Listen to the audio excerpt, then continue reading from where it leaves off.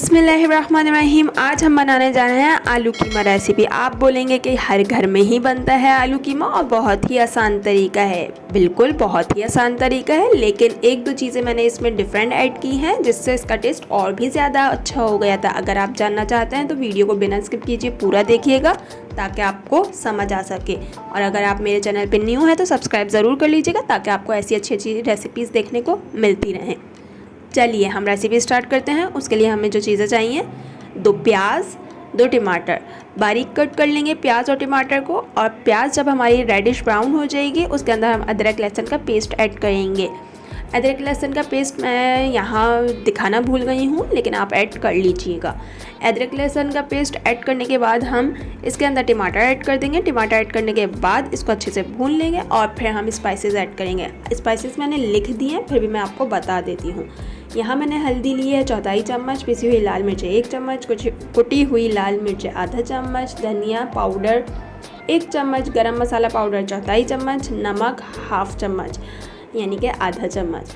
आप चाहें तो नमक टेस्ट के हिसाब से लिएगा, आप चाहें नहीं, आप टेस्ट के हिसाब से नमक लीजिएगा। बाकी इसके अंदर हमने चिकन का कीमा यूज़ किया है, आप चाहें तो मटन बीफ दोनों का कीमा यूज़ कर सकते हैं। जब हमारा मसाला अच्छे से भुन जाएगा तो हम इसके अंदर कीमे को अच्छे से मिक्स कर देंगे और इसके अंदर हम आलू ऐड करेंगे। आलू आप पर डिपेंड करता है कि आपके घर में कितने लोग कितना पसंद करते हैं आलू को, तो आप उस हिसाब से आलू ऐड कीजिएगा। यहाँ मैंने छोटे वाले 2-3 आलू ले लिए थे, उसको बिल्कुल बारीक कट कर लिया था और वो ऐड किए थे। तो आप भी बिल्कुल बारीक कट किए हुए ऐड कीजिएगा, क्योंकि अगर आलू बहुत ज़्यादा बड़े बड़े हों कीमे में तो बिल्कुल कीमा अच्छा नहीं लगता। कीमे में बिल्कुल बारीक ही आलू अच्छे लगते हैं, यानी कि छोटे छोटे आलू अच्छे लगते हैं। इसके बाद इसमें हमने 1.5 कप पानी डाल दिया है। 1.5 कप पानी डालने के बाद इसको हम मीडियम टू लो फ्लेम पे ढक कर पकने को रख देंगे। हमारे आलू तो बहुत जल्दी गल जाएंगे, लेकिन हम थोड़ा देर तक पकाएंगे ताकि हमारा कीमा आलू सब अच्छे से पक जाए। और इसके बाद हम बीच में भी चेक करते रहेंगे, ऐसा ना हो पानी सूख जाए और हमारा कीमा जल जाए, इसीलिए बीच में बार बार आप चेक करिएगा। यहाँ पे जो मैं इंग्रेडिएंट्स की बात कर रही थी, मैंने यहाँ ऐड की है क्रीम। 2 चम्मच मैंने क्रीम ऐड की है और 2 चम्मच मैंने यहाँ पे दूध ऐड किया है।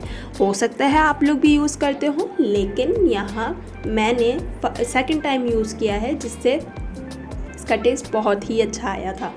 अगर आप चाहें तो आप लोग भी इस तरीके से रेसिपी बना सकते हैं। और अगर आप रेसिपी बनाएं तो मुझे कमेंट सेक्शन में ज़रूर बताइएगा कि आपको ये रेसिपी कैसी लगी।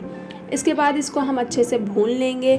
हम भूनने के बाद आपकी मर्ज़ी है, थोड़ा आप अगर पानी रखना चाहते हैं तो आप थोड़ा शोरबा टाइप रखना चाहते हैं तो आप वैसे रख लीजिए, और आप बिल्कुल सूखा हुआ खाना चाहते हैं तो आप पूरा सुखा लीजिए इसको। यहाँ हमारा कीमा बनके रेडी हो चुका है।